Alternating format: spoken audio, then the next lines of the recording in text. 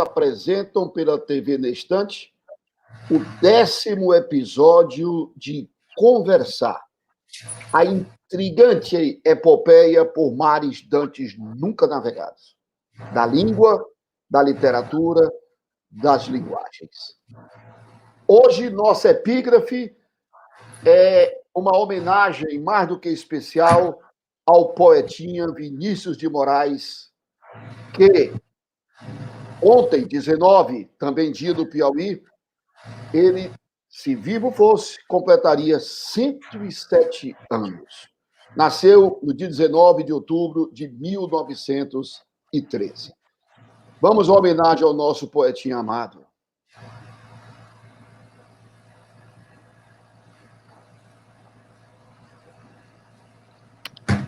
Mulher mais adorada, agora que não estás, deixa que eu rompe o meu peito em soluços, te enruste em minha vida, e cada hora que passa é mais porque te amar. A hora derrama o seu óleo de amor em mim, amada.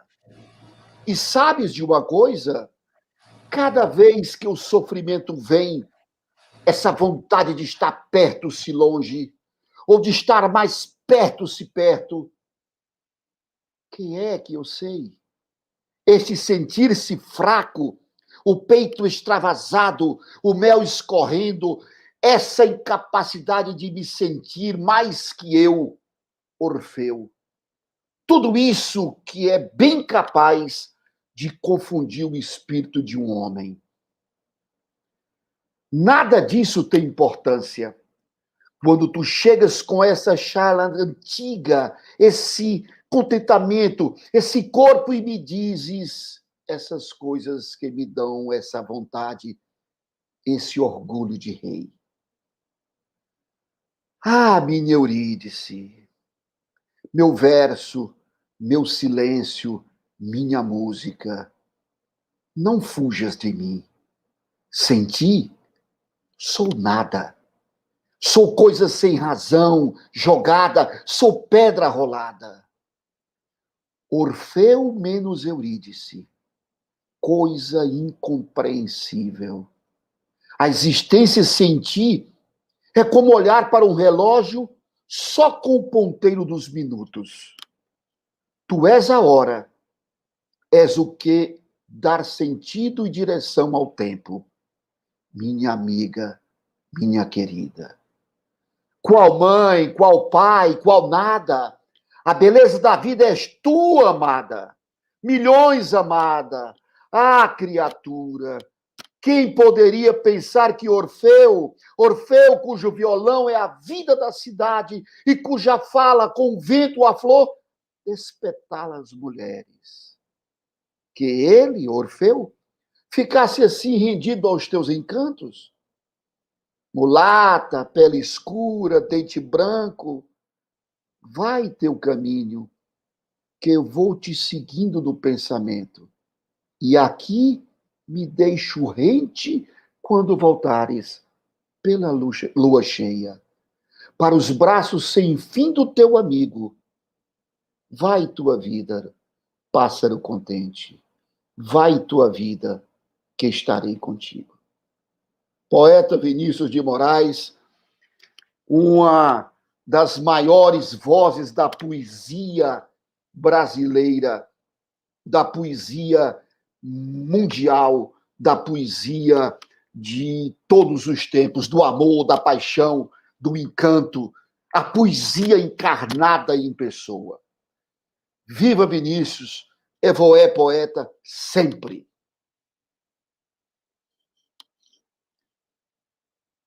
Vamos à nossa proposição de hoje. Assistimos a um breve vídeo encantador sobre o nosso tema de hoje.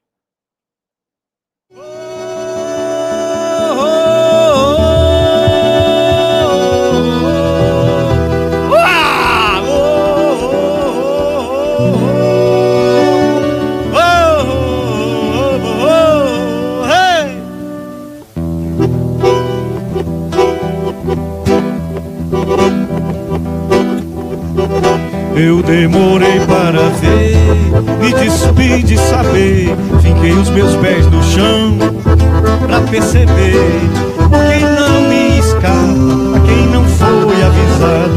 Um lugar escondido que dá gosto de ver, um lugar prometido a quem precisa viver. Terra velha escondida, longe sob um apuro, mergulhada em silêncio, luminosa e guardada, há na terra e no ar, no mar, na serra. Deixa mais um pouquinho, rapaz. Deixa mais um pouquinho. O mote, aí nós temos um vídeo maravilhoso, uma das coisas mais lindas desse estado, de autoria, uma letra de autoria de João Cláudio Moreno, nosso grande humorista, nosso grande artista em diversas ramificações da música, no teatro, na inteligência e que nos dá orgulho. O mote de hoje, agradecemos a ele por usarmos esta bela composição, esse belo presente a todos nós piauienses. Ele e o Luciano são os autores deste belíssimo trabalho. O mote de hoje é: que dia é o dia do Piauí? Conhecemos uma velha música que cantamos desde criança, que diz: o meu boi morreu, o que será de mim? Vou mandar buscar outra maninha lá no Piauí. E isso embala nossas imaginações, os nossos sonhos de criança. Do Tupi, uma língua indígena, piau significa peixe pintado, e não peixe listrado, é peixe pintado. E o i, que é água ou rio, daí Piauí é rio dos peixes pintados, ou rio dos peixes, ou água dos peixes pintados. Como é natural, as comunidades não só indígenas, mas elas crescem em torno de um rio, pela necessidade do abastecimento das plantações, dos animais, da própria subsistência humana. E aqui temos os índios também, chamados índios Piaus, Piauí, assim por diante. A capitania do Piauí foi criada em 1718, desmembrando-se da capitania do Maranhão. Em 1821, torna-se província, e que viria a ser o nosso Piauí de hoje, com o advento da República em 1889. Representado pela estrela Antares, alfa do escorpião, na bandeira do Brasil, aquela maior, a mais brilhante, que fica à direita da bandeira, logo abaixo do símbolo, né, do Equador, a maior, a mais bonita, a mais brilhante. Piauí é maior, é mais bonito, é mais brilhante.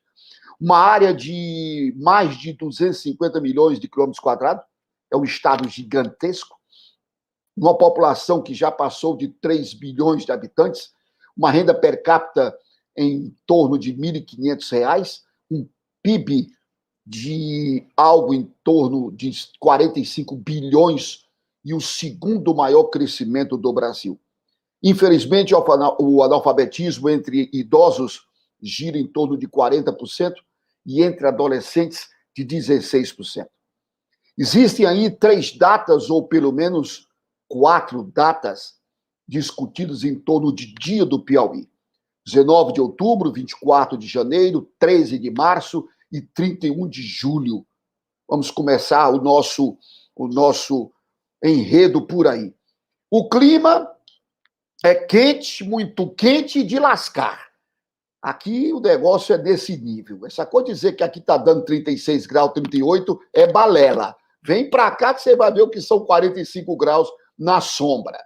A Serra da Capivara, 7 cidades, Delta do Parnaíba, de nomes como Mário Faustino, Agadobal, como da Costa e Silva, Torquato Neto, João Cláudio, um estado de uma riqueza, principalmente agora despontando com a cerveja de caju, que é a nossa cajuína, que é a nossa grande vedete exportação,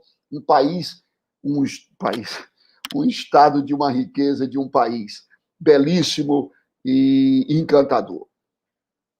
E eu convidei para falarmos sobre este estado, para falar sobre estas belezas e as nossas mazelas, um cidadão que nasceu em Palmeirais, aqui pertinho de Teresina, é graduado em História, pós-graduado em História do Brasil, pela Universidade Federal do Piauí, historiador e pesquisador, é um grande baluarte da Olimpíada Nacional de História do Brasil, professor do PAFOR, professor da ESP, professor da rede particular há quase 30 anos e estrela do Colégio Diocesano. Eu o conheci no saudoso Colégio Sinopes, onde fui diretor de vestibulares, e trocamos muitas ideias sobre educação e sobre outros temas ligados à cultura. Aí veio o Salip, nos aproximamos, e com a correria, como diz o amigo Francilino de Jesus, a taquicardia do ganha-pão, cada um corre para um lado, mas sempre estamos em contato, sempre procuramos um ao outro para trocar figurinhas. De tudo isso, é muito pouco. Isso aí, para mim, não é nada. O que interessa é que ele é meu amigo. Hoje, eu continuo sendo apenas o narrador desta trama. E quem vai conduzir-nos ao clímax é o protagonista de hoje, Cláudio Nunes da Silva, professor Cláudio Nunes. Saudações camonianas, bem-vindo ao Conversar. Saudações, querido Nilson Ferreira, boa noite quem nos acompanha. Eu estou muito lisonjeado, não dá para parar por aqui, né? Lisonjeado. Essa homenagem que você fez aí ao Vinícius de Moraes, né? Marca, eu sei que também esse é o 10º programa, então a responsabilidade aumenta, mas de verdade você é uma pessoa que tem contribuído muito para a cultura do Piauí, e eu vi isso no ensino básico e até mesmo no ensino superior. Eu dizia para você, o tempo do Salip, que era algo revolucionário, inovador. Falando com você e outros organizadores, nós poderíamos estabelecer o Salip aqui, guardado as proporções, a nossa Semana de Arte Moderna, porque de fato mudou, revolucionou, né? É o antes e o depois, indiscutivelmente. E falar de Piauí, né? Falar da história do Piauí, isso é muito interessante, é cativante, ainda mais num período, Nilson, que a história regional tem perdido espaço. Então, é preciso ter alguém para falar, é preciso ter alguém para escrever, porque a nossa juventude precisa saber da nossa história, dos nossos acontecimentos. Então, uma honra poder participar desse programa. Você já começou aí, nota 10, né, com essa homenagem ao Vinícius de Moraes, né, esse vídeo aí do João Cláudio, perfeito. Muito feliz aqui. Valeu. Meu amigo, a primeira pergunta que eu te faço: por que história? A história, nós poderíamos recorrer às definições clássicas de Heródoto, Cícero, que eu acho bastante interessante, que é a definição da história como uma mestra da vida, né? Porque os eventos, as experiências, elas nos ensinam, né? E ainda mais nos tempos que vivemos hoje, a história é mais importante. Mas eu prefiro também uma que define a história como algo mais que essencial. A história é essencial para clarear, para investigar, para revelar fatos que muitas vezes a sociedade, né, pela própria tradição, da forma como a educação não é priorizada, termina esquecendo. E o historiador tem esse papel de revelar, de lembrar, de não deixar a sociedade esquecer. Então, o historiador ele tem um papel fundamental. A história é essencial para a compreensão dos acontecimentos, dos eventos, para a criticidade, né, para as inferências. Então, eu vejo a história, aliás, era para um papel de mais destaque a história, não só a história, né, Nilson? A educação, o professor, a professora, uma figura essencial para a sociedade, e devia ir além dos discursos, porque a gente sabe que no discurso o papel do professor é muito destacado, mas na prática, digamos assim, na eficiência mesmo, na hora de pôr isso no dia a dia da sociedade, a educação fica à margem. Então, a história é mais que essencial para a sociedade. Ela tem que continuar revelando, continuar investigando e mostrando, né? Sem tendenciar, porque eu vejo que o papel do historiador é ser crítico, revelar, mas deixar que o aluno, que o cidadão faça suas inferências, faça suas escolhas. Eu vejo por aí. Claro, estou tomando por mim. Eu só fui ter no terceiro ano do ensino antigo, o segundo grau, hoje o ensino médio, eu fui ter um professor chamado Nelson, no Colégio Cearense, em Fortaleza, que ele fazia um trabalho diferente com história. Até eu chegar a isso aí, ou seja, a minha vida escolar praticamente toda, os professores de história se limitavam a ensinar datas, nomes, causas, fatos históricos. O que o ensino de história mudou na realidade? Não estou falando de pandemia, não estou falando desse momento, eu estou falando o que o ensino de história mudou ao longo desses últimos 20 anos, pelo menos 30 anos. Nilson, professor Nilson, mudou. Estamos em casa, estamos em casa. Está em casa, obrigado, querido. Até os anos 30, nós tínhamos o quê? Um predomínio do positivismo. A partir dos anos 30, com a obra Raízes do Brasil, do Sérgio Buarque, nós vamos ter o materialismo histórico. Então, a análise da história, ela ganha um teor de criticidade maior, né? Então, a análise marxista da história. A partir dos anos 70, nós vamos ter também uma mudança, a história dos análises. E aí nós vamos, mais recentemente, nós temos a chamada microhistória. Então, quando você fala da história da data, dos nomes, de fato, ela cabe dentro do positivismo. Né? Não que desapareça, os eventos não podem desaparecer, mas a partir da criticidade, ele passa a ter um outro tipo de relação. Hoje nós temos a história da rua, nós temos a história do homem, nós temos a história do amor, nós temos a história dos sepultamentos, enfim, a forma de estudar a história hoje dá voz, né, àqueles que historicamente foram excluídos, tá bem? É necessário dar voz a isso, e eu sei que nós vamos ter um momento para falar. Na Olimpíada de História, isso tem sido destaque, desde a primeira edição, 2009, tem sido destaque, né, a história daqueles que não estão na macro-história. Então, o ensino de história, ele mudou muito. Também se dizia que no ensino médio não se tem história, porque era um conjunto, de fato, de eventos, datas e nomes. Então, você ia ver história na academia. Né? A gente vai perceber que essa realidade também mudou, porque os materiais também, didáticos também, mudam. Né? Muita gente da academia passou a escrever materiais voltados para o ensino básico. Então, houve uma mudança muito importante. Eu vejo assim, os alunos que estudam aí do final da década de 80, começo dos anos 90 para cá, eles já têm uma criticidade muito mais aguçada. São alunos que leem a Constituição. Eu duvido, nessa minha trajetória de sala de aula, que o aluno não lembre, por exemplo, que eu sugiro a leitura da Constituição atual. Aliás, a gente estuda as 7 Constituições, mas a Constituição atual, ela é um livro, referência para a cidadania. Embora saibamos que não é aplicada de forma eficiente, mas precisamos conhecer o texto constitucional, né? O que define, por exemplo, o artigo 5º, é obrigação do cidadão saber disso. Então, ele passando pela escola, cabe ao professor de história, né, trabalhar isso. Eu vejo como fundamental. Hoje, um aluno até questionava por que isso ainda, de fato, não é lei? Por que isso não está incluso, o estudo, o direito constitucional, até mesmo a nível de ensino básico? Para que não fique um caso isolado, um professor ou outro, mas seja algo sistemático. Né? Se você for fazer uma avaliação, o Brasil mudou muito de 88 para cá.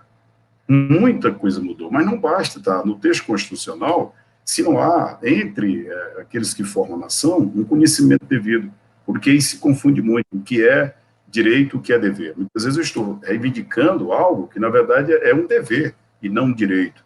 Então, a história, com essas mudanças todas, ela também tem esse papel. Lógico que a nível de preparação para o Enem, né, para concurso, você não tem o mesmo tempo da academia, né, para você fazer isso de forma mais detalhada, de forma mais adequada. Mas o professor de história, ele tem que, pelo menos, lançar isso, ou seja, de estimular essa criticidade. Você pode ser crítico, você pode ter uma criticidade aguçada sem ter necessariamente que ser violento. Não há necessidade disso. Você precisa ter o conhecimento. Eu acho que isso é fundamental, é essencial. Quando eu fui Em 1996, eu fui diretor do Colégio Objetivo em Parnaíba. E, com o andar da carruagem, eu acabei comprando o colégio e me tornando não só diretor, mas o proprietário do colégio. E, nesse momento, eu criei uma disciplina chamada NDC, Noções de Direito e Cidadania.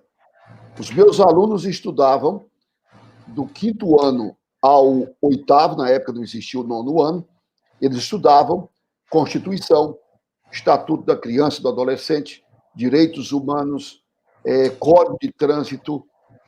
Eles estudavam as partes do Código Civil e Penal que tinha implicância na vida deles enquanto adolescentes. Isso eu criei essa disciplina.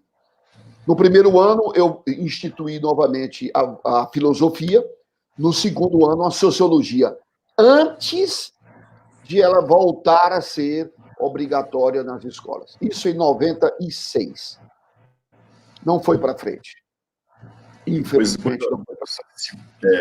Isso que você fala é de uma relevância muito grande. Pra você ter uma ideia, 88 para cá, o que nós tivemos? Leis como a lei da ficha limpa, com base na Constituição que permitiu a lei de iniciativa popular.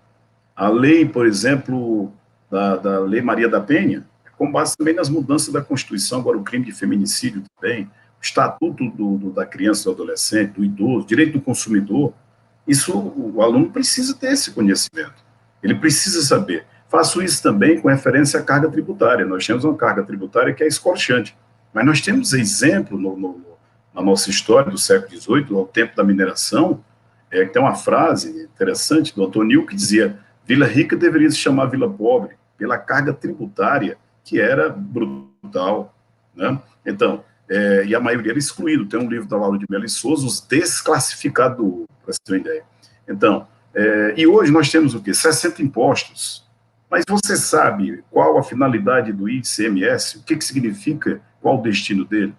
Que é esse imposto de circulação de mercadoria e serviço. Então, trabalha isso com o aluno. Olha, lá na tarifa de energia da tua casa, 25% daquela conta é de ICMS.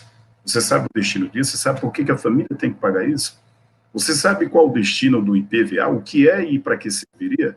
Que era para consertar as estradas.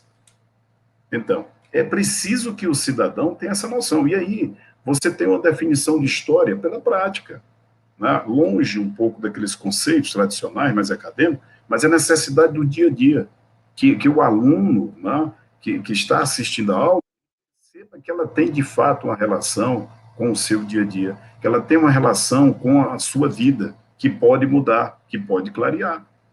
Eu acho, então, de importância fundamental. Certo. Então vamos ao nosso tema, né? Sim, por favor. Nós temos 3 datas, e alguns autores colocam uma 4ª data.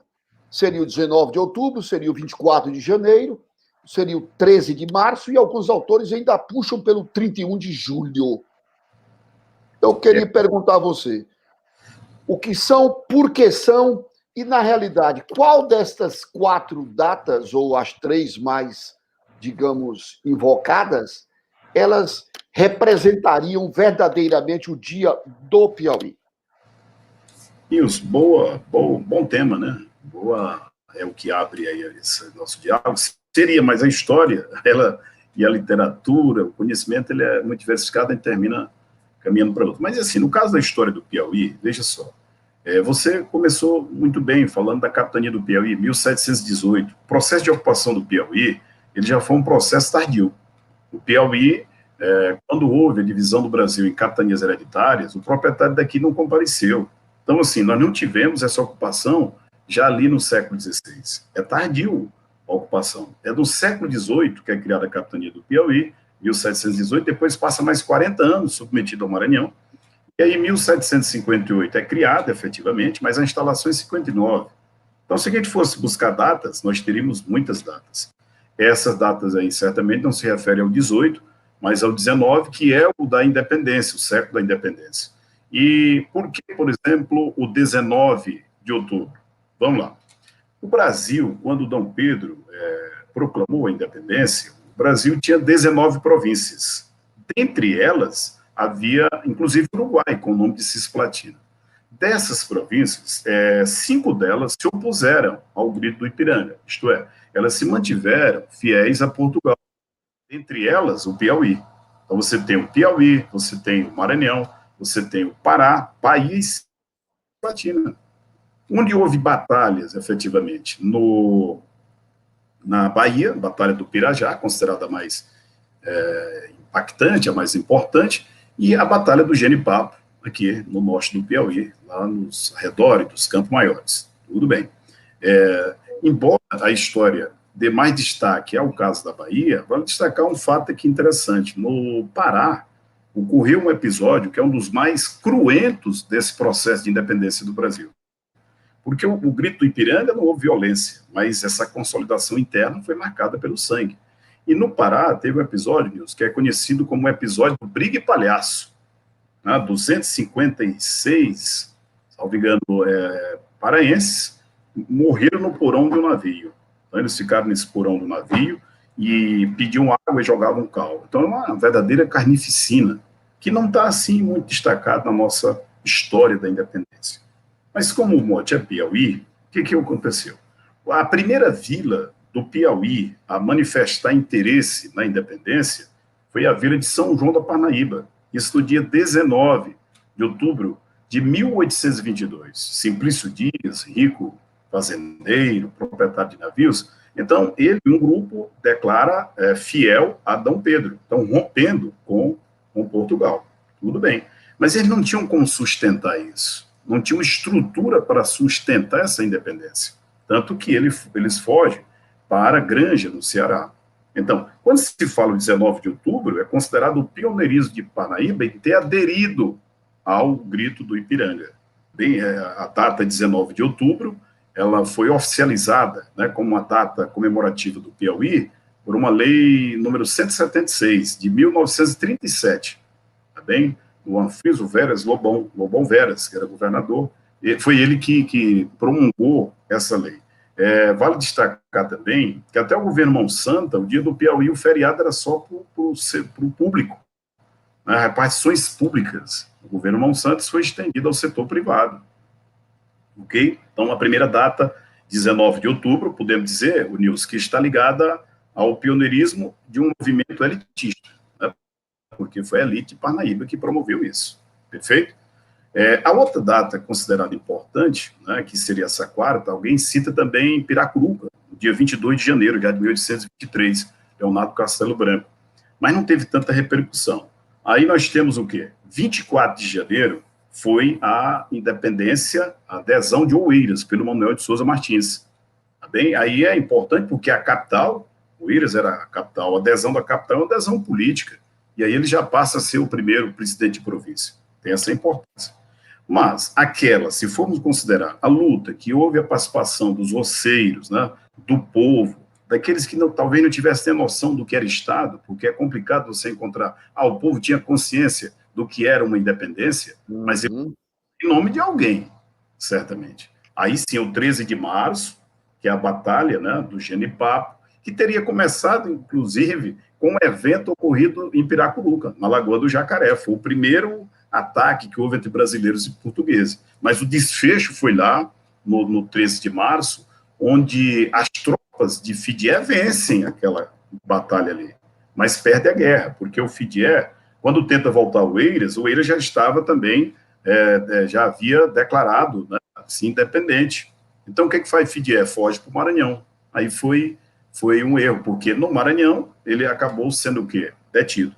Aí houve até uma disputa aí entre piauienses e cearenses pelo Fidié, porque os cearenses queriam levá-los para o Ceará, e o Manuel de Souza Martins, não, vai para o Piauí, depois daqui, São Luís, Bahia, aí vai para...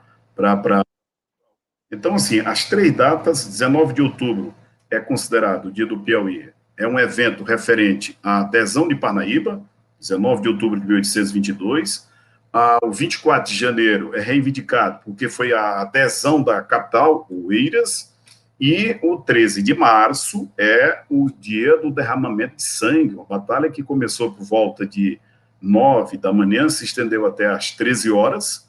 Imagine só, o Fidié era um militar experiente, que já havia participado de conflitos na Europa, quem ele enfrenta do outro lado? Um povo desalmado, provavelmente, desamado e quase desarmado. Então não tinha como. Os números também do conflito são bem díspares, mas se fala entre 250 a 400 piauienses. Do lado português, 20 pessoas, com alguns feridos. Tá bem? Essa data, 13 de março, vale destacar, ela consta na bandeira do Piauí, por um projeto de lei do deputado Homero Castelo Branco, que navegava também pela história, você o conhecia, e em 2005, e foi sancionada aí, né, pelo governador Wellington Dias, na época. Então, ela consta na bandeira do Estado. Então, você tem a data referência, que é o evento de Parnaíba, mas hoje a data que consta na bandeira do Piauí é a data referente aí à Batalha do Genipapo. Meu amigo, eu vou pegar um texto para nós, dentro do texto, pensarmos alguns pontos, continuando essa conversa das datas e tudo mais. Pois não, por favor. A letra do hino do Piauí é de autoria do nosso poeta maior, nosso poeta clássico, que é da Corte Silva, poeta amarantino. Isso quer dizer... Uns dizem, era de São Francisco, mas nasceu... Foi... Então, por ocasião do centenário da adesão do Piauí à independência, e que corresponde à Batalha do Genipapo, né, que 1823, então, em 1923, este hino foi produzido pelo da Corte Silva e foi consagrado como nosso hino, né, o nosso hino. Eu pediria que o André botasse só um trechinho do hino para que nós pudéssemos fazer aqui debulhar esse hino um pouquinho.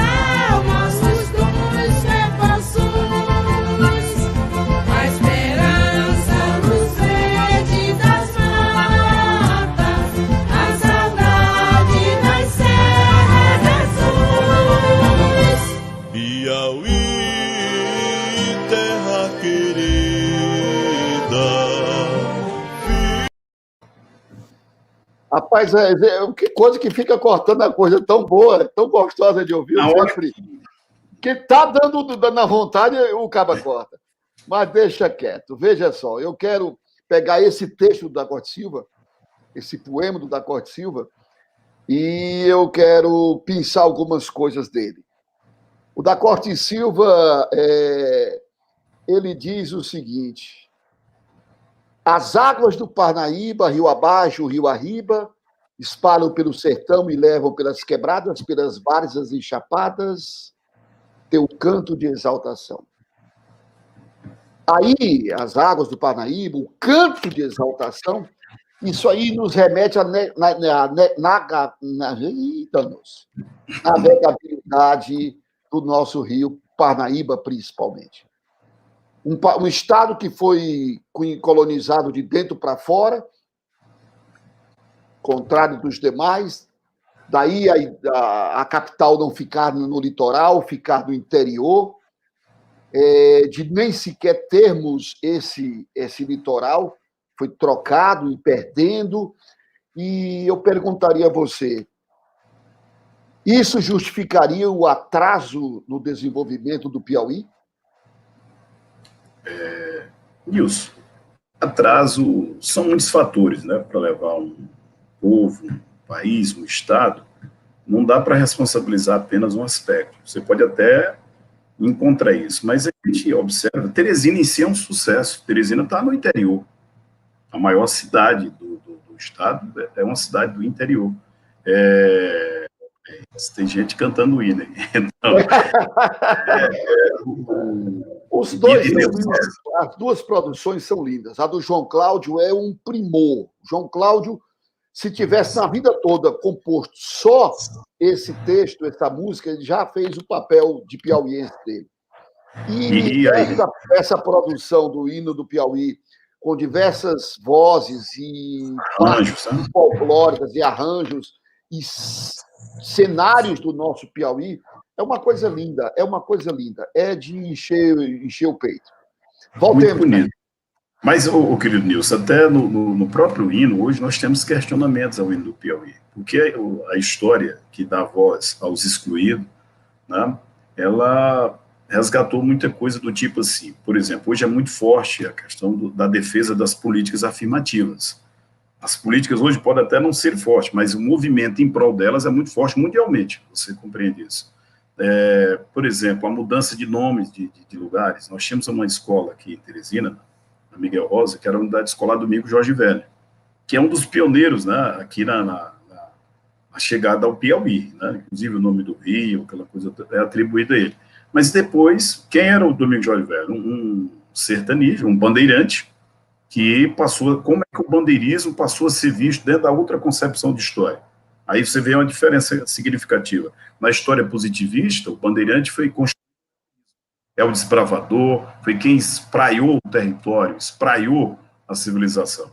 Na história crítica, como é que o bandeirante passou a ser visto? Como assassino, um matador de índios. E ele, o Domingos Jorge Velho, que era um sertanista de contrato, era um dos dois, ele trabalhava basicamente com isso.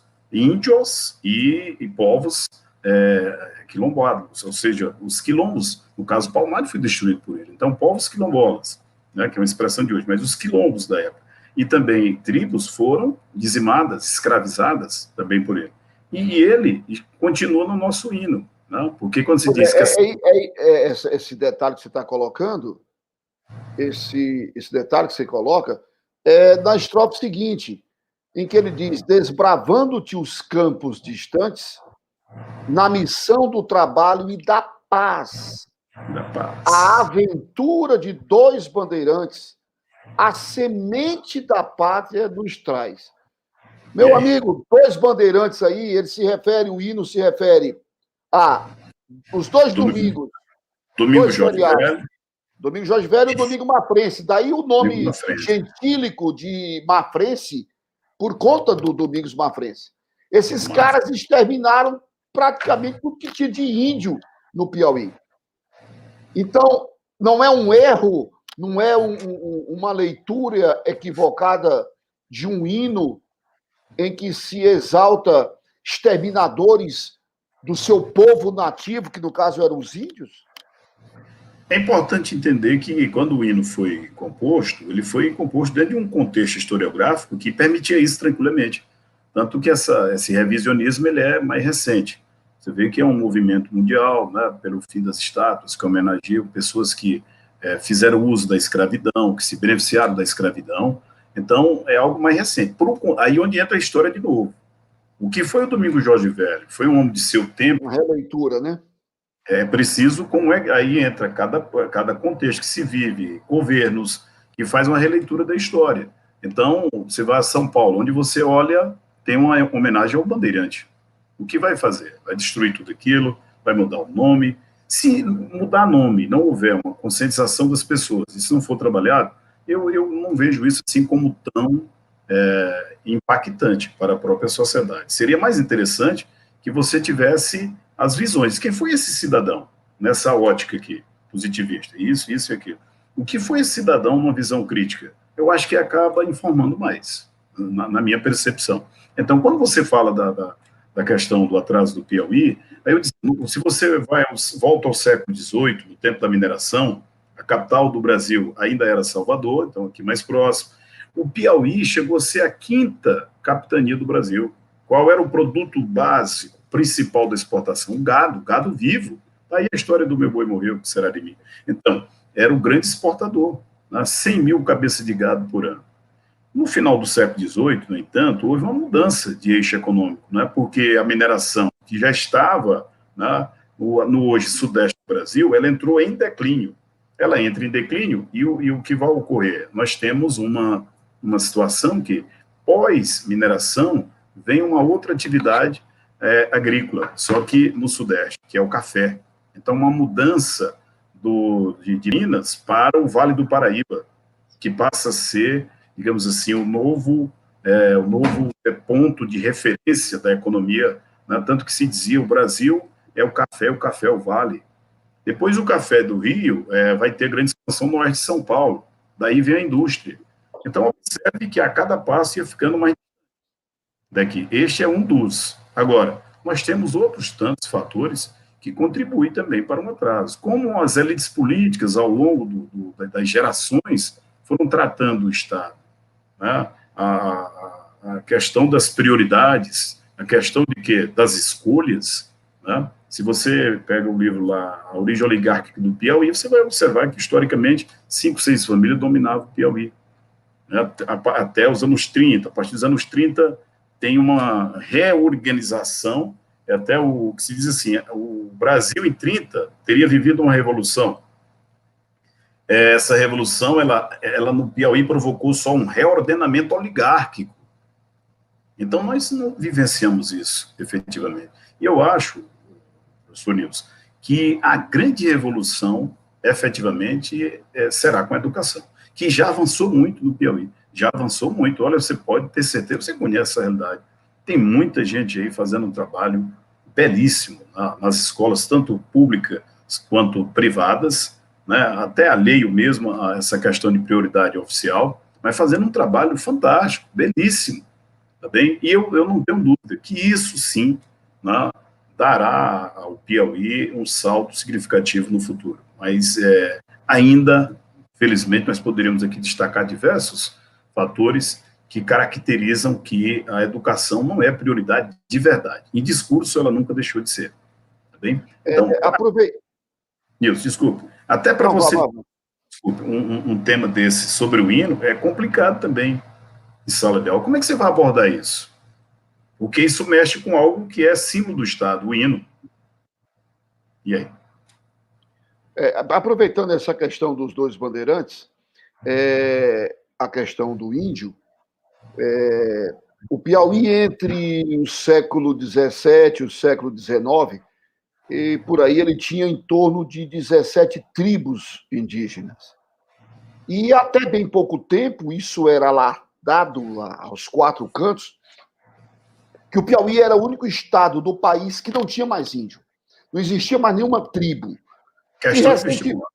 E recentemente houve uma reviravolta em que apareceram aí pelo menos 6 mil índios do Piauí, em 30 e tantos municípios, em Piripiri, em Lagoa, em Queimada Nova, Santa Filomena, índios tabajaras, cariris, gamelas. Então, reapareceram esses índios. Como é que reapareceram? Esses índios tinham sumido e vieram de fora. Como é que reapareceram? Ou como é que eles foram esquecidos? Se eles não reapareceram. Foram esquecidos como? Brotaram das pedras? Bem provocador, mas eu acho que era mais fácil responder essa pergunta aí pela a última. Né? Assim, foram esquecidos. É mais interessante. Porque aí você pode fazer um outro questionamento. É fácil ser índio na sociedade brasileira? É fácil ser negro na sociedade brasileira? Eu vi uma tese de doutorado de uma professora da Federal do Pernambuco, que era esse o tema. Né? Ser negro no Brasil de hoje, ali nos anos 90. Não é fácil, ainda hoje é complicado, é difícil. Hoje nós falamos sobre aquele africanólogo, né? Mais à frente, se for possível, a gente fala. Não é fácil. Quando ele diz, ele até defende que o sistema de cotas era para tudo. Porque a discriminação é muito grande, é em tudo, não é só para os grandes cargos. Então, assim, a questão dos índios, vale lembrar também que de 2003 para cá começaram a surgir políticas afirmativas que estendiam algum direito. Então, muito provavelmente, essas pessoas sentiram, né, com certa coragem de dizer, se eu assumir essa condição, eu posso ter também alguma proteção do Estado, qualquer coisa que o valha. Agora, de fato, era isso. Se sabia que os últimos índios do Piauí foram os índios craôs. Esses índios, inclusive, foram para o norte do Goiás. E é o Tocantins, né? Eles moram numa comunidade lá próxima a uma cidade de Araguaína. inclusive, quando eu fui ministrar um curso lá, um certo tempo, alguns colegas diziam que ficava a uma distância até curta lá da cidade de Araguaína. Eram os índios craús, no tempo de universidade, a professora do Departamento de Ciências Sociais trouxe algum desses índios para cá, para falar sobre a cultura deles e tudo mais. Então, Nilson, e é estranho também, porque é difícil aceitar o índio, porque a gente estranha também. Poxa, você estava onde? Que você agora apareceu. É uma segunda rejeição. É uma segunda rejeição. Ele estava esquecido, e aí vem a segunda rejeição. Se você me permite, já falando aqui de algo que você tocou no início aí, que é a Olimpíada de História, ela tem um trabalho fantástico nesse campo. O ano passado teve um índio que é historiador.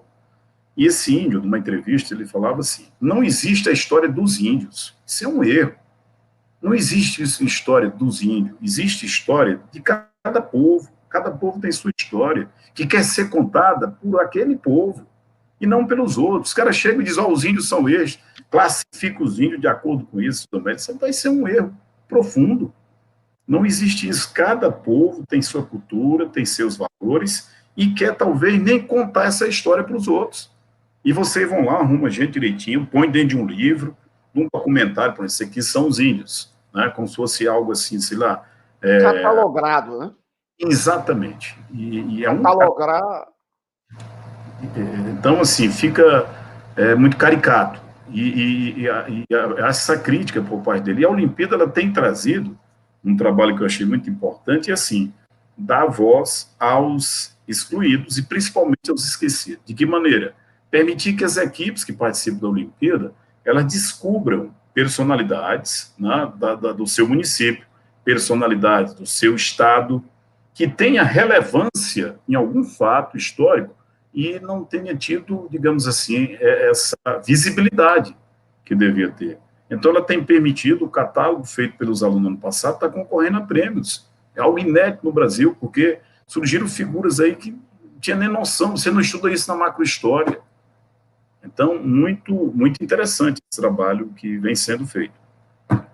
Eu vou fazer a última pergunta ainda, explorando o hino, mas puxando o hino só como um outro mote para puxarmos a pergunta. Em uma outra estrofe ele diz assim: sob o céu de imortal claridade, nosso sangue vertemos por ti, vendo a pátria pedir liberdade, o primeiro que luta é o Piauí. Obviamente, aí há uma menção à Batalha do Genipapo. Batalha do Genipapo, exatamente. Correto? Corretíssimo. E aí eu quero fazer ao colega uma pergunta bastante pontiaguda. Cuidado. Laurentino Gomes, que é um jornalista que resolveu fazer história, eu não sei até onde você concorda a história ser contada por jornalistas e não por historiadores. No Salip, ele veio lançar o livro 1822. Aliás, ele ia lançar o 1822. O livro já estava na gráfica. Quando ele chegou aqui, que tomou conhecimento da Batalha de Genipapo, das coisas, ele ligou para a gráfica, mandou suspender a impressão do livro, porque ele ia acrescentar alguma coisa sobre a Batalha do Genipapo. Eu me lembro desta passagem. Aí eu quero perguntar ao colega até onde é verdade ou é mito essa versão que se coloca sobre a Batalha do Genipapo. Pela seguinte ótica. Fidié sai de Oeiras para tentar conter uma rebelião lá em Parnaíba. Perfeito? Perfeito. De lá, depois disso contido, ele volta para Oeiras. Na mesma batida. Não existia avião, trem, nem carro. Eles foram a pé. Confere? Sim. Carregando armas pesadas, que eram armas pesadas, mantimentos, as barracas e tudo mais. Perfeito? E os animais? Você imagina que de Oeiras, mas a pé, de Oeiras para Parnaíba, meu irmão, são mais ou menos uns 800 quilômetros. Confere? O Caba caminhar 800 quilômetros participar de uma batalha, conter uma rebelião, voltar da mesma pisada e chegar a Campo Maior e enfrentar outra batalha, é algo assim um tanto meio de Spielberg.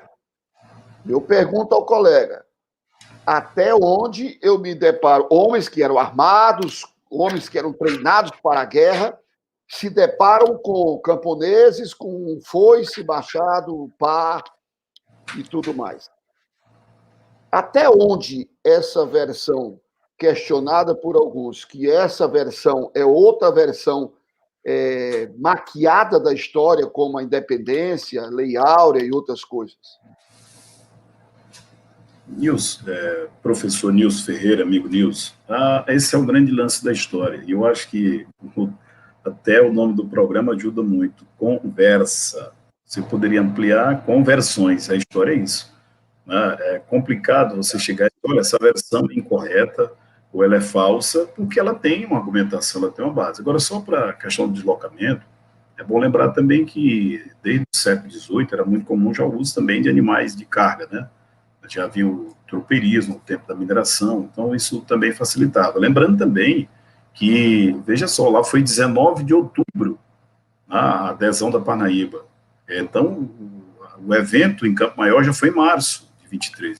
Ele também demorou um pouco, né, corroborando com essa versão, demorou um pouco lá. Agora, é a mesma história, a mesma questão sobre o povoamento do Piauí, que há também uma divergência. O Piauí, o povoamento começou no sentido que você iniciou aí, interior-litoral, litoral-interior. Há argumento para as duas, mas documento que comprove só tem do interior para o litoral, que é a doação de Sesmaria, por Mafrense, inclusive, que foi o primeiro sesmeiro. Certa vez, no encontro de história, inclusive na Olimpíada, lá em Campinas, um professor perguntava sobre a Batalha do Genipapo, e perguntava assim, disse que não tinha conhecimento, porque que o livro de história, né, de um modo geral, não trazia um evento que é tão importante. Estava falando até desse caso do Pará, lá no Brigue Palhaço, e ele falou da luta aqui no Piauí. Eu digo, mas é falta, de fato, de um conhecimento, porque a história, a gente chama história do Brasil, mas durante muito tempo a nossa história é a história do Sudeste. É o Centro-Sul que determina o que vai ser estudado. São os grandes eventos. E com o Enem, isso ficou ainda mais raro ser lembrado isso. Por isso que a gente conversava antes, a história do Piauí precisa voltar a ter um lugar de destaque. Por quê? Porque agora Laurentino Gomes foi quem deu essa luz. Mas os livros didáticos, por exemplo, você tem uma ideia, Balaiada, que atingiu o Piauí e Maranhão. É muito raro você encontrar um livro didático que tenha Piauí e Maranhão. Só tem o quê? Maranhão. E temos obras, inclusive, de tese de mestrado sobre a Balaiada. E por que isso não está? Está faltando, então, digamos assim, uma certa imposição disso. Eu acho que a academia também, né, eu conversava com um colega da Federal que dizia isso, a academia, ela também precisa escrever, né, tem que ter alguém também para escrever livro de história do Piauí, como tem de história do Ceará, mas eu digo assim, a nível de academia voltada para o público do ensino básico. Então, tudo isso Agora aquilo que eu perguntei a você, sobre o fato de o Laurentino Gomes, como outros que não são historiadores, são jornalistas, e começam a contar história, escrever história. Você acha que isso é válido? Isso também tem uma polêmica, inclusive, com a academia. Conosco aqui do ensino básico nem tanto, mas normalmente o pessoal da academia não acha interessante. Mas o que é que fez Laurentino Gomes? Laurentino Gomes, ele trouxe a história do Brasil, entrei numa trilogia fantástica, 1808, 1822, 1889, dentro de uma linguagem fácil, compreensível. Então, assim, é uma linguagem que agradou. Hoje ele já é aceito. Muita gente também da academia aceita Laurentino Gomes. Eu acho que depende muito de como o trabalho é feito. Porque tem alguns trabalhos também que são cheios digamos assim, de invencionice. O cara fica especulando, não dá muito para especular na história, tá certo? Mas é importante também que apareçam essas pessoas com outro olhar, tá legal? Com fundamento, com pesquisa, e possa levar também essa compreensão. Agora mesmo o Laurentino está com um livro fantástico também sobre a escravidão, desde o primeiro leilão de escravo. Então está indo lá na fonte, na pesquisa. Eu acho que isso é bom. Porque aí há uma diferença enorme com o Euclides da Cunha, que também era jornalista. Só que o Euclides, ele foi para a região do conflito de Canudos para cobrir jornalisticamente. Quando ele percebeu que o que existia lá não era aquilo que se estava contando na capital, ele então pegou e criou e resolveu mudar a sua ótica de jornalista para um livro de literatura, mas ele não teorizou, ele não escreveu um livro de história, ele contou uma história sob uma ótica diferente. É outra coisa. Uma coisa é você ir lá como jornalista e contar o que você viu, a sua percepção em loco do fato. Outra coisa é você teorizar a história, como teorizar a literatura e por aí vai. São coisas bem distintas. Mas aproveitando aí o da Costa e Silva, o filho dele, Alberto da Costa e Silva, também escritor, também diplomata, porque o pai também era diplomata, e você conhece aquela história por que o pai não assumiu uma embaixada, já se enveredou pela pesquisa da africanidade, certo? E hoje é um nome de referência dentro desse tema. E eu pergunto, qual é a interseção das falas do pai e o filho, já que um não tocou nesse ponto, o outro vem falar de africanidade. Onde é que a africanidade entra na história do Piauí, visto que nós temos 69% a 70% praticamente de piauienses que se declaram pardos. Negros menos de 10%. Então, onde é que essa africanidade aparece no Piauí? O amigo Nilson, veja só, e aí a gente vai para aquela... Não é fácil ser negro, né, pelo visto, mas continua sendo difícil ser negro, né? Bom, curiosamente, quando as cotas apareceram, mais gente passou a se afirmar, assumir que era negro. Pois bem, no caso do africanólogo, que é considerado o principal africanólogo vivo, africanista, depende do termo, hoje, o Alberto da Costa e Silva, tinha tudo para não ter essa temática, porque ele vem de uma família, ele é um cara branco, de uma família também de poetas, não é isso? De referência, elitizado, né? Nasce em São Paulo, depois vem aqui, vai para o Ceará, depois vai para o Rio, ali que se afirma. Mas ele disse que desde muito cedo começou a ter, mesmo de fato, essa curiosidade para descobrir a África, né, nesse sentido cultural. Eu, lendo um material dele, até dizia que um historiador inglês, Henry Thompson, foi isso, chegou a dizer assim que a África era a parte escura da história da humanidade, da cultura da humanidade. E ele disse, então, que era preciso descortinar essa África para descobrir o que é que tem ali. Então, quando você lê o Alberto da Costa e Silva, ele vai dizer assim, os africanos não devem se envergonhar, porque eles têm uma história tão rica quanto os gregos, por exemplo. Aí alguém às vezes diz, mas lá na África havia escravidão. Alberto da Costa e Silva responde, e onde não houve escravidão? Onde não houve escravidão? Agora, essa primeira escravidão, mesmo racista e tal, ela ocorre com povos africanos feitos pelos europeus. Mas ao longo da história da humanidade, houve a escravidão. Não dá para você diminuir a importância da África, né, por conta dessa situação, porque houve escravidão. O Brasil foi o último país do Ocidente a abolir a escravidão. Nós ainda padecemos dos seus efeitos, né, nessa sociedade. Que eu acho, Nilson, que é muito desconhecido aqui no Piauí, o Alberto da Costa e Silva. Muita gente talvez não conheça que é considerado o principal poeta do Piauí. Então, o trabalho dele, hoje, quem lida com isso, quem lê Alberto da Costa e Silva, fica muito satisfeito, porque ele estimula o historiador, o pesquisador, a ter uma visão da necessidade de compreender a África. Não tem como você compreender a escravidão no Brasil, a sociedade brasileira, se você, de fato, não tem um conhecimento sobre as sociedades africanas. Inclusive, hoje se diz, povo brasileiro, em parte, é descendente escravo. Não havia povo escravo, havia povo escravizado. Não nasce um povo predestinado a ser escravo. Foram povos escravizados. Não vieram escravos para o Brasil, vieram africanos escravizados, mas foram mais de 300 povos que vieram para o Brasil. Então é preciso estudar isso, sem também assumir essa questão da paternidade. Eu domino esse... Não, você tem que ter uma visão.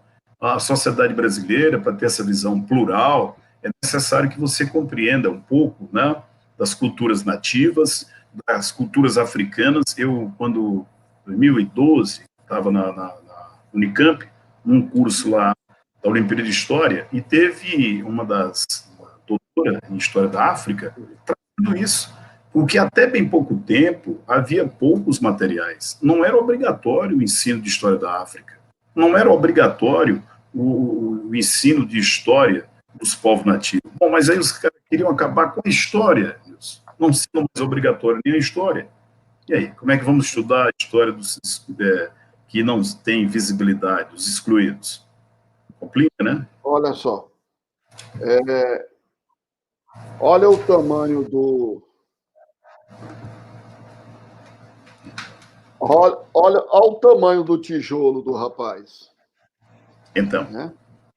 Então, isso aqui é aberto, isso aqui é sobre os africanos. Isso aqui, certo? Aí é aquela história. O cara vai pegar um tijolo desse e dá fraqueza. Fraqueza. Tem que ter aquela palavra para falar aqui, tem que ter substância, como você quer dizer. Tem que ter substância, certo? Mas, Nilton, se você me permite, desculpa, rapidinho. É rapidinho, só para dizer assim, que quando eu li pela primeira vez o Alberto da Corte Silva, é importante a gente entender que um cara desse também tinha, né, a sua origem aqui no Piauí, que era daqui. Também pouco conhecido, quase não se fala. Diplomata, historiador, né, um cara de destaque, é referência. E praticamente... E com estudos profundos sobre o tema. Principal africanólogo vivo. Ele esteve no Salão do Livro, veio falar, e o tema dele foi exatamente a questão da africanidade. É uma palestra, assim, de deleite. Mas só para fazer... rapidinho. Eu sei que estamos... É só o seguinte, hoje, pelo menos, assim, os materiais didáticos melhoraram muito também. Hoje, qualquer material de rede, qualquer livro didático hoje no Brasil, ele traz história da África. Então, hoje, os alunos já têm mais que uma noção. Só da África, um continente de pobreza, de safari. Você tem hoje estudo de culturas. A história descobriu que o cara mais rico da história da humanidade é um africano. Por favor, pode seguir. Mas eu já ouvi gente dizer, se referir à África como país, já vi gente se referir à África como cidade. Quer dizer, é muito... porque é bem aqui na África, e lá na África, e o cidadão falar como se ele fosse um país. A África é um continente, tem 56 países dentro da África. Cada país desse tem a sua cultura, a sua língua, sua religião. Então, a desinformação é assim assustadora. E acham que a África só tem o quê? Quando pensa na África, negro, elefante, deserto, savana. E estão enganados, muito enganados, muito enganados. Eu vou fazer minha última pergunta, depois tem a pergunta magna. Hoje se fala muito na divisão do Piauí em 2 estados, Piauí e o estado do Gurgueia. Você acha que isso vinga, que a gênese disso está onde? Você é a favor disso? Nilson, se você observar, tem um melhor equilíbrio de desenvolvimento entre os municípios é Santa Catarina. Você tem municípios praticamente com população muito semelhante, proximidade, serviço, é bastante interessante. Agora, é complicado dividir, diz que é dividir para melhorar, mas não estamos tendo essa eficiência no todo hoje. Quem nos assegura que essa divisão... Agora, quem é do sul do Piauí tem argumentos para isso. Qual é a região de grande produção do agronegócio? O sul. O sul o Piauí todo é carente de infraestrutura, mas o sul muito mais. Infraestrutura de transporte.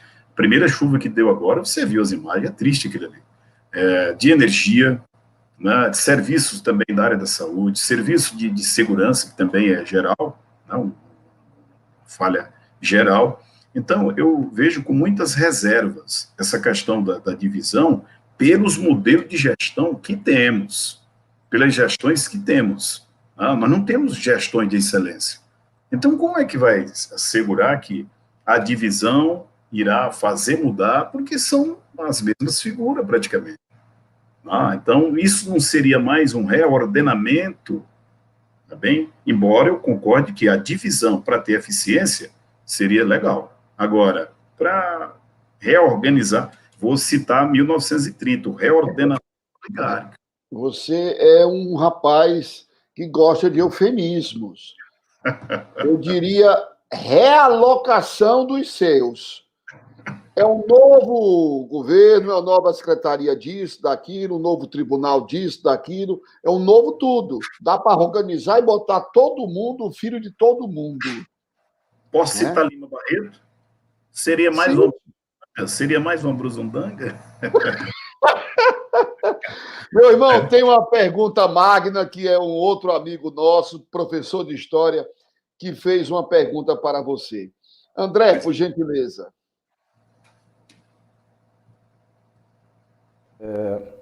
Nesse momento, né, em que discutimos a celebração da data da independência do nosso estado, do Piauí, tem algumas questões que seriam relevantes uma discussão.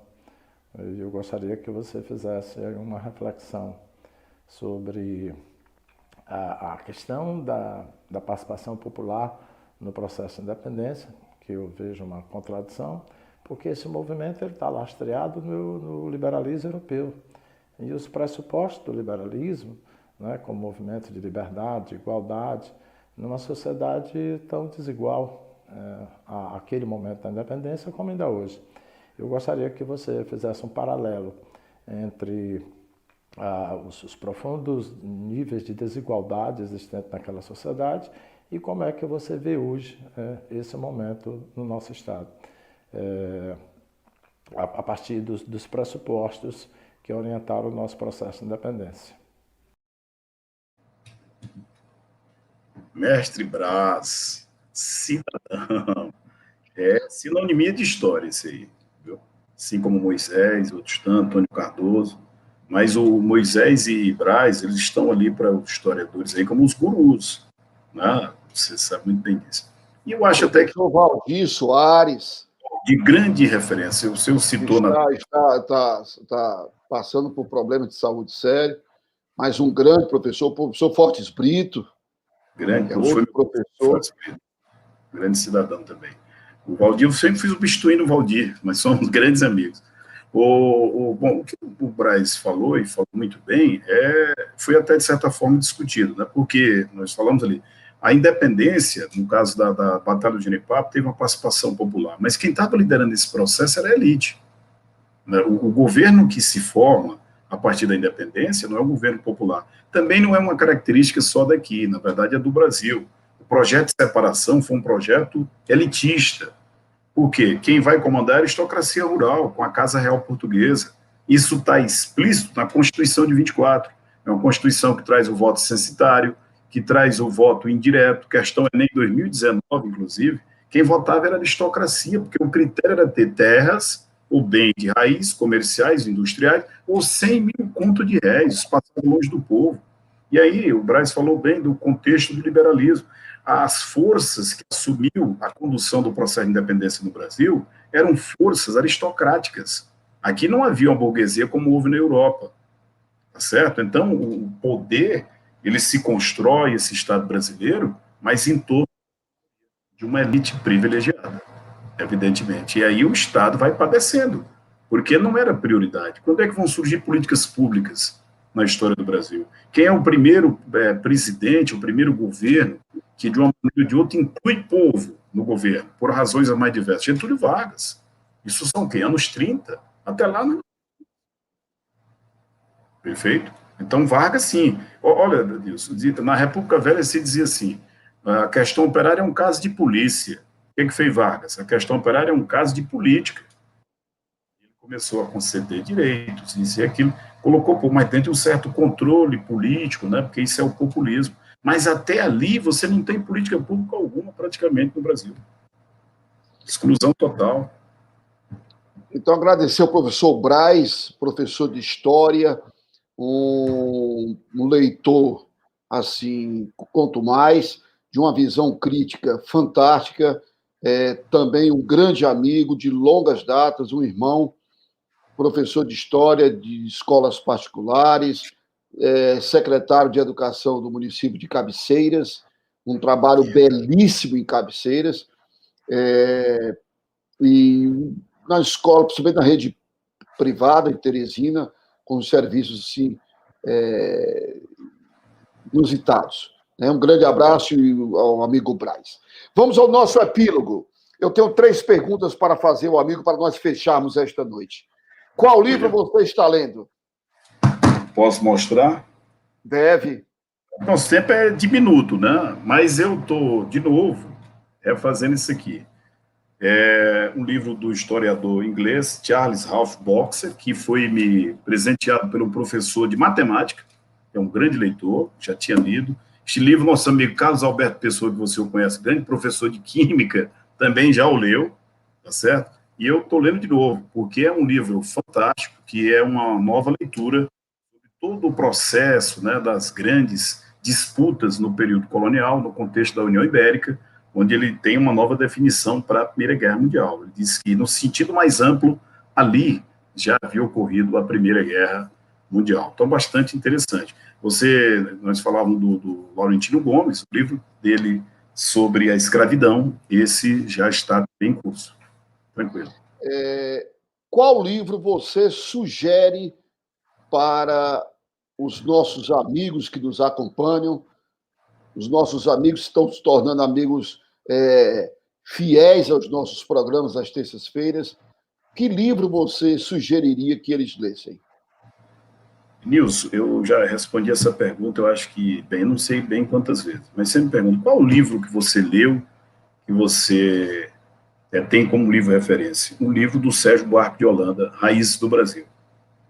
Porque esse livro ele é um divisor, né, na historiografia brasileira. Não necessariamente você precisa seguir aquilo, mas eu de conhecer, ler, é prazeroso ler Raízes do Brasil. Agora, um livro que eu considero de cabeceira, que não tem esse conhecimento jurídico, é a Constituição. A Constituição, ela precisa ser lida, ela precisa ser conhecida. Eu vou dizer algo aqui, a maioria dos problemas que enfrentamos são frutos da ignorância da própria sociedade. A ignorância é muito cara, pessoal. É um custo elevadíssimo para a própria sociedade. A última pergunta de hoje. Pois não. Qual foi a pergunta que eu não lhe fiz? A pergunta que você não me fez, uma frase, eu acho assim que poderia definir, primeiro, assim, como definir, por exemplo, desse sistema que falamos todo, africanidades, Brasil, Piauí, tem uma frase que eu acho interessante, Deus, que você poderia ter perguntado, assim, se tem alguma frase que você define bem o que foi o Brasil colonial, não o Brasil de hoje, que é muito sensível, mas eu posso dizer assim, por exemplo, frase que diz assim, sem açúcar não haveria Brasil. Sem África não haveria açúcar. É muito forte, não é minha. Ciro Flammarion, mas é algo que é intrigante, é instigador. Sem açúcar não haveria Brasil. Sem África não haveria açúcar. E observe que aí tem um elemento poético profundo. O açúcar é branco, cristalino, reluzente. O africano é preto, o contraste do branco e do preto. Isso aí é uma antítese fantástica, poética, belíssimo. Agora, o amigo tem direito de ler ou recitar um texto seu ou de alguém que você goste. Fique à vontade. Eu queria encerrar, não com um poema, até porque seria até uma agressão. Você que é outra frase, eu acho que ela também não é muito extensa, mas ela diz muito do que tratamos aqui até agora, Eu acho que esse é um viés muito importante. Eu preciso ter esses momentos para a gente dialogar com qualidade, né? Você é um intelectual, é um cidadão que eu sempre cito. Eu lembro de um determinado momento nos cursinhos da vida que a gente combinou escrever sobre corrupção no Brasil. E aí nós dissemos que iríamos selecionar 10 escândalos. Foi numa semana que apareceram mais 10. Aí nós paramos com a ideia de escrever sobre corrupção, porque seria hercúleo, não tinha como. Mas, assim, eu vou dizer uma frase do Alberto da Costa e Silva, curta, mas eu acho muito importante, dentro desse tema que foi tratado de alguma forma, que é, para entender o Brasil, é preciso compreender a África. Para entender o Brasil, é preciso compreender aquela África da cultura, aquela África dos povos, porque isso mexe conosco. Não é fácil a gente admitir que tem origem africana. É difícil você assumir a sua religiosidade, quando ela não é tradicional, quando ela não está aqui dentro dos perfis que a sociedade exige. Então é preciso que você, primeiro, tenha autenticidade, que você não seja fantoche. Antes de você seguir uma ideologia, seguir isso ou aquilo, primeiro seja você. Quem é você? Nem fanatismo, nem fanatismo. É isso, então... Nem fanatismo. Né? Centre-se. Valeu? Aproveitando essa sua deixa, meu irmão, eu quero avisar aos nossos amigos, ao Corsino, o amigo Corsino, professor Corsino, advogado, contador, professor e meu amigo também. É um entusiasta do nosso programa, ao Mariano Rezende, a Cristiane Pacheco, a Zusa Tiradentes de Maringá, a Maria Querubina de Fortaleza, a Ana Caroline lá de Picos, minha amiga, certo? Esposa do Nilcinho, meu xará. Quem mais está por aqui? Deixe-me ver, o Mariano já falei, a Leidiane, professora, José Raimundo, nosso compadre, a Lúcia Barreto, a Luciane Almeida, que é outra cativa do nosso programa, o Edson, o amigo Raimundo, Nonato Sobrinho, o Nonatinho, grande amigo, né? Que mais? A Raíssa, o Ivan Nunes, a Jamile, a Mara Formentão, lá do Paraná, e o Vidal Neto, que é de Brasília, está em Humaitá, no Amazonas, professor de História. Então, eu quero avisar a esses amigos e aos demais que assistirão ao nosso programa no YouTube que o mês de novembro será todo dedicado à temática da africanidade. Nós vamos discutir a historiografia dos africanos com o professor Mário Filho, de São Paulo. Vamos discutir com o Gabriel Arcanjo sobre a questão sociopolítica. Vamos discutir com a professora Assunção Souza, da UESP, a questão cultural, literária das vozes negras, não só do Brasil, como da África. E nós estamos terminando de fechar com outro amigo que eu estou esperando só o sim pela questão da agenda dele, para discutir também a questão cultural. Então, vai ser um mês, serão 4 episódios, todos para discutirmos a africanidade. Repensarmos, revermos esses valores que nós não podemos suportar no mundo todo, como está acontecendo essa agressão, esse abuso em relação aos nossos irmãos, aos africanos, e discutir essa questão da negritude, do negro, do preto e por aí vai, né, das vozes africanas. Eu tenho o direito de... Você tem o direito de recitar e eu tenho o dever de recitar. E eu vou recitar um texto de minha autoria que se chama Coisas de Minha Terra, que diz assim: na minha terra as estações são trocadas, e andorinha só não faz verão. O relógio solar que nunca atrasa é só para da fome se a lembrar. Na minha terra tem saci, cabeça de cuia e lampião, lendas e mitos deste macho sertão. Na minha terra tem 7 cidades, Teresa, Terezinhas, Teresina. Minha terra das caatingas, das dunas, das capivaras, das confusões, dos sertões cinzentos, dos mitos famintos, em solo rachado e sedento. Minha terra, ó Parnaíba, velho monge, a Parnaíba, sal da terra, beira-rio, beira-vida, beira-mar. Assim, Brasil, coisas mil para se orgulhar. Este é um poema que eu fiz em homenagem ao Piauí, ainda quando morava em Parnaíba, em 96 a 97. E temos outros textos que falam sobre o nosso Piauí, sobre Teresina, e ainda assim eu queria assim fechar com outro texto pequeno, um texto miúdo, mas um texto que, para mim, ele fala muito do nosso Piauí, tentando chegar perto de um Patativa do Assaré. Quem sou eu para me aproximar do Patativa do Assaré?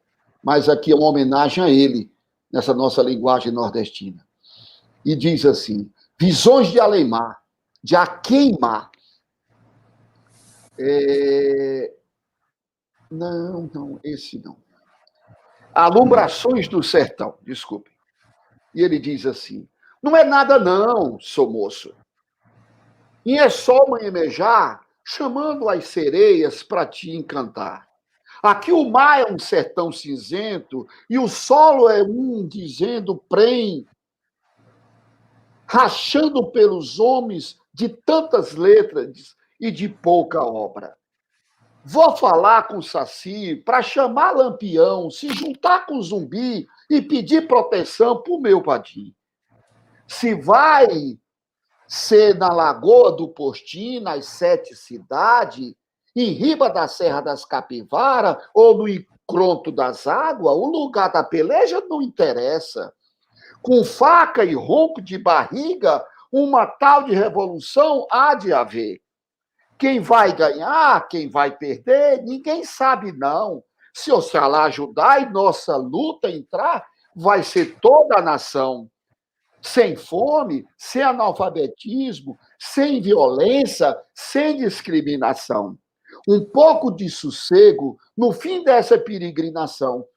Com desigualdade pensam em torno de uma fogueira de São João. Aí, homenagem a nós, e quero dizer ao amigo que aqui nós temos uma campanha de arrecadação de livros. É o único programa que o convidado é que dá presente para a gente. Nós estamos arrecadando livros para montar, para doar para uma biblioteca comunitária. Não é pública, é comunitária. Então, o amigo está convidado a nos doar um livro, pelo menos, para levarmos para essa biblioteca. Você Pode diz ser dois. onde, e podem ser 2, 3, 4, 10, tantos quanto o amigo tenha. E os nossos amigos que estão nos acompanhando aqui, o programa ao vivo, também podem ajudar. Ok? Então, o amigo fica com a palavra para encerrar o programa, e antes que eu faça o agradecimento. Bom, eu quero agradecer a você, Nilson, pela oportunidade. É sempre enriquecedor conversar com você.